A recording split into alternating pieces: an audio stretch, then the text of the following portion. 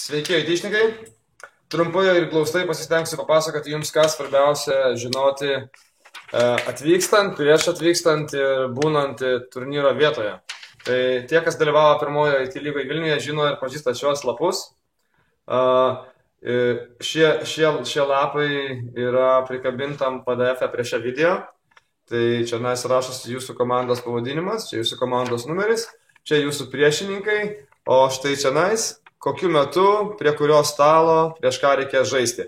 Tai šitie laikai yra labai tikslus, čia yra suplanuoti visi turnyro mačai, dabar neatsimenu tiksliai, bet ten kažkas apie 300 mačų gausi sužaisti per pirmąją dieną, todėl strigimas kažkurioje vietoje gali būti bloga lemiantis, tai mes prižiūrėsime, kad jūs viską laiku žaistumėt, lygiai taip pat kaip reikia ir jūsų pagalbos, jeigu partneriai neateina laiku prie numatyto stalo. Tai būtinai praneškite mums, mes jūs iškviesime ir šiaip tai galima užtarnauti techninį pralaimėjimą, jeigu neseksite ir nebūsite laiku prie savo stalų.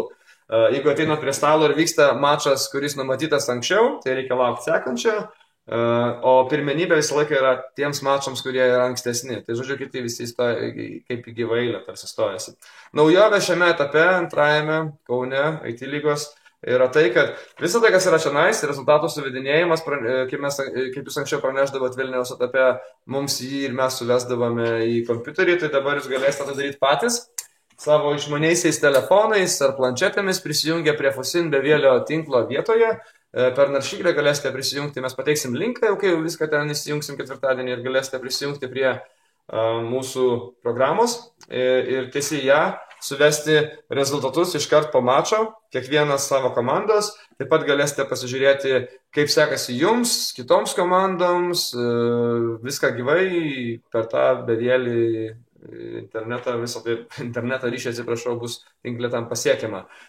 Dar kas svarbu žinoti yra, kad laikai tikslus. Tai pirmieji mačai mes truputėlį pavėlinam, pirmas matas yra 6:20, bet jūsų mačas pirmas gali būti šiek tiek vėliau. Čia priklauso, kokios grupė išpuolėt ir panašiai. Tai kiekvieni išsianalizuokite savo lapus, žinokite, kada jūsų pirmas mačas, būkite gerokai anksčiau, gal turėsit klausimų kažkokių, tai galų galia, kad nepavėluoti į mačą, nes maksimum 5 minutės lauksim, paskui techninis pralaimėjimas ir sekantis mačas. Jie peržaisti vėliau nebus galima. Taip, ką dar žinot?